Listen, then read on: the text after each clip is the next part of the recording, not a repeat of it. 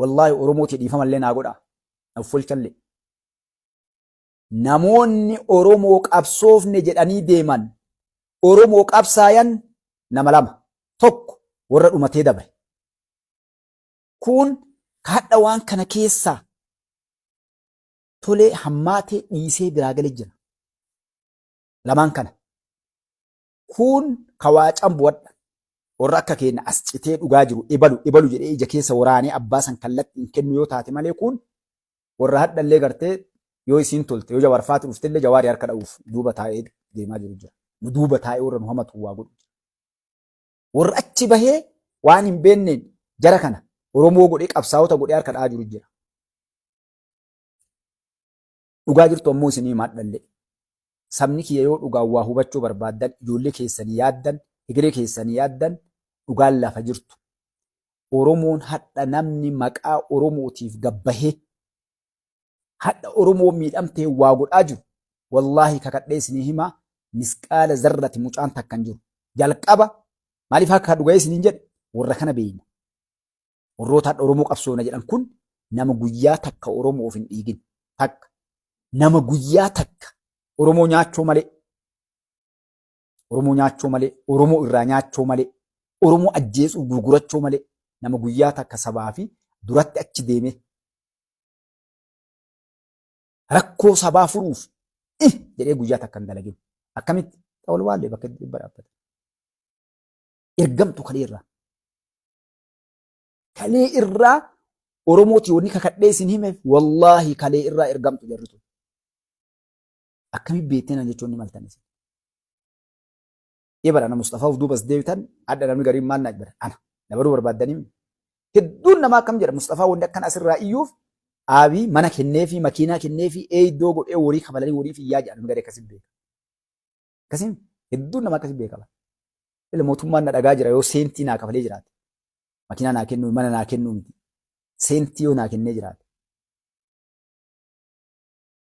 tokkoffaan dhugaa isin himaami kaayoo muummicha ministeeraatii miti sun warri biraa sii kennuu ni mala si ergachuu waan biraa godhu waa sirra dalaguuf tokkoffaa kanaafuu namni mootummaan hadhaa kun barbaadu nama isa gargaaru uf kennee akka inni uf kenne kanatti gabbahee nama dalaguu barbaada malee nama waanaa kenni sii dalaga jedhee dhufee gartee isaa dalaguu miti jechuudha. Tokkoffaa wanni isin barbaadu kun kana kunoo ati gaafa waa liqimsuu deemte dhugaan dubbatu dhugamarra jiraatu barra mootummaa Dr. Abiy Ahmad yoo ka deeggartu taate paartii badhaadhinnaa kan olii yoo dhaabattu taate dhibbatti waan dhugaan dubbatu maali inki jibbe eenyu mootummaaf kijibbe waa liqimsitee ati waa liqimsinaan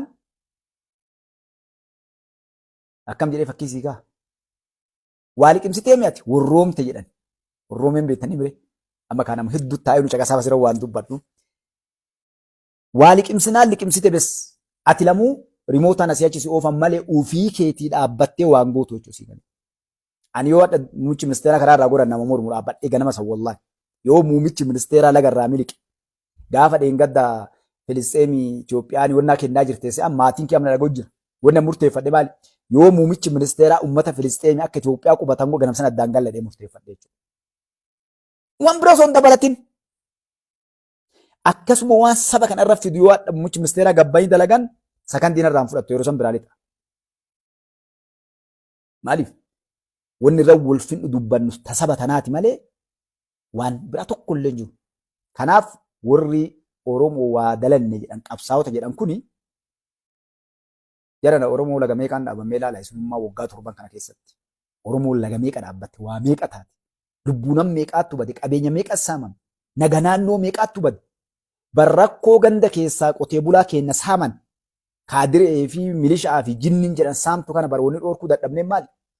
Hattuu maqaa qabsoo uummata Oromootiin nu dhaaba Oromootii hoggan Oromoo jettu sanatu ilmaan Oromoo mataa waliin dha'ee baroolii galuu dadhabde Oromoon.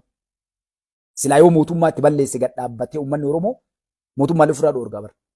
Yoo mootummaa bira illee hin dhamaye uummanni. Mootummaan akkas godhee jedhaniin yoo inni garagaran laalullee Mustafaallee as gubbaa ta'ee mootummaa miti jawaarfaatu akkana dalagaa jiraa jira hin dhamaye uummanni ofirraallee waa dhoorguu dharaaf dhugaallee adda baafachuu hin burjajjaa waytan ni dhamaye uummanni. Nidham garguruu wallaale tamtu dhugaa tamtu dharaa martuutti fakkaata.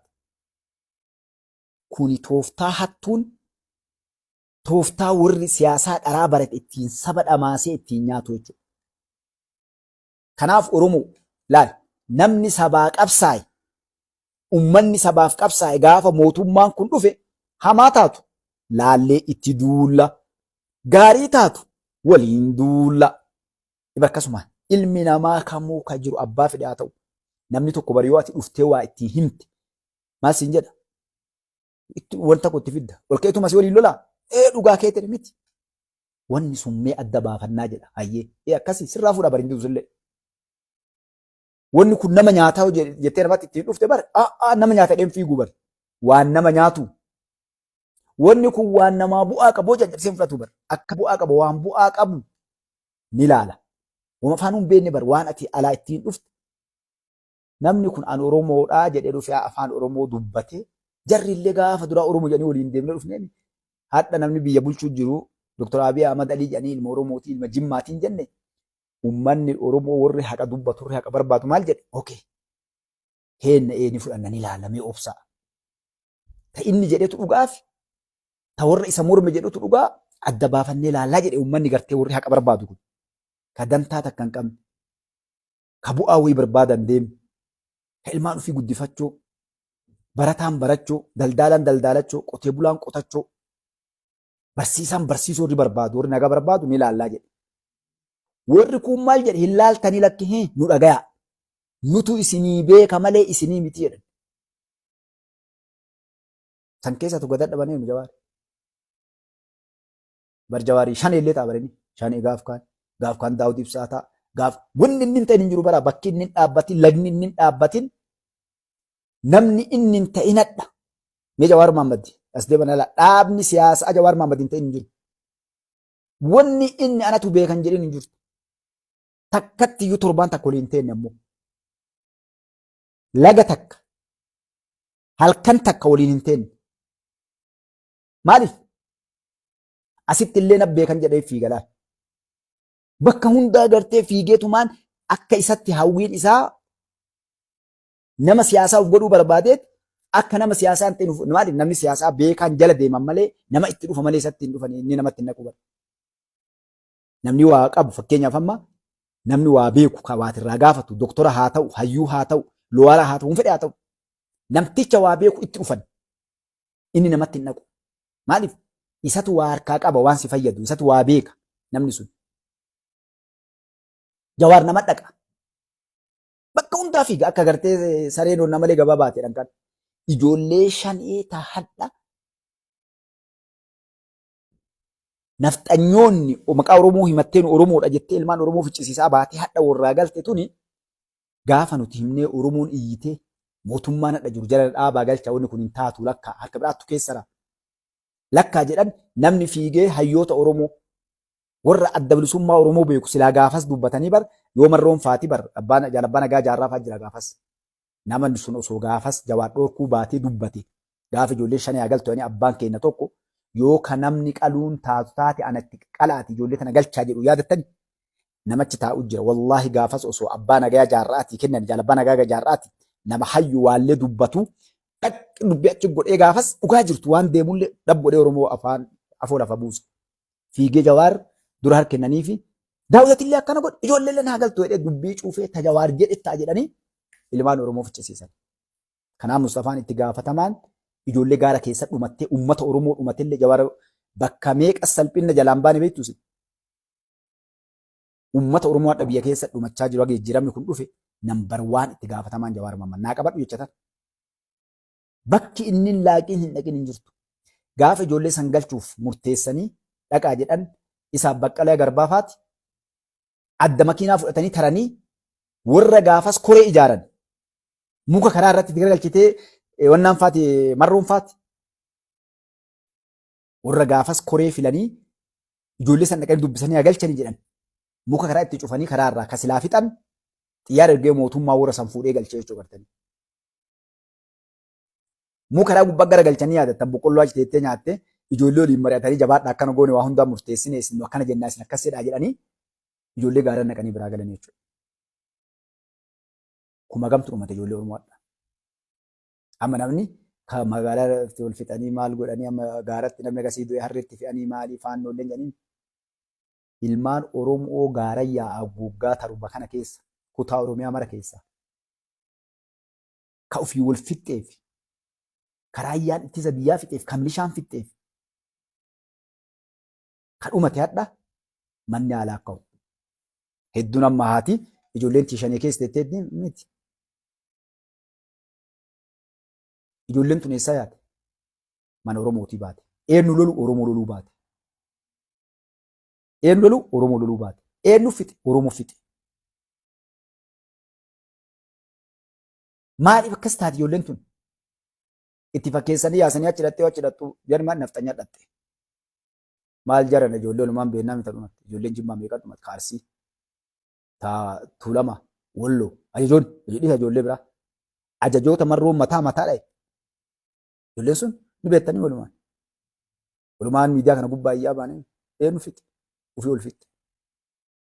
Eenyu shaneen.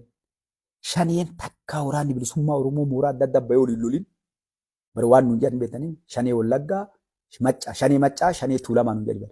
Shanee Arsii, shanee Booranaa, ta Gujii, ta Jimmaa, ta Iluu, ta Harargee akkasi takkaa seenaa Oromoo addi bilisummaa Oromoo cabe bakka 6-7 illee.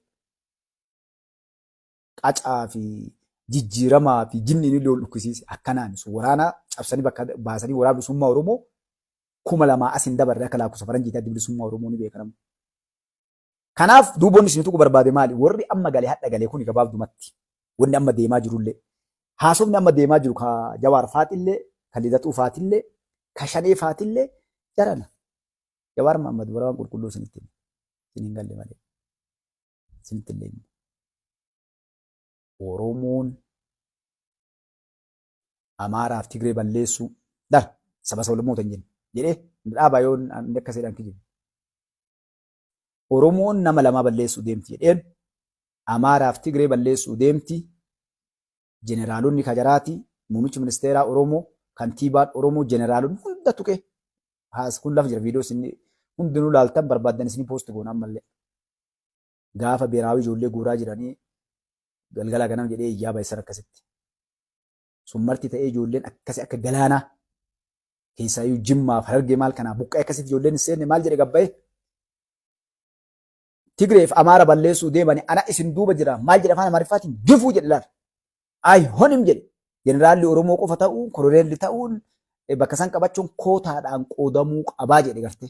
Maali waraana iyyuu Jawaar beektaa baratettaniin hayyottaniin jagnettaniin takkamee gaafadhaa waraanni biyya kamuu keessa kootaadhaan jeneraalaan maal kana biyyi takka gandorree baluu keessaa gara goona akkas goona jedhanii godhanii jedhi gaafadhu.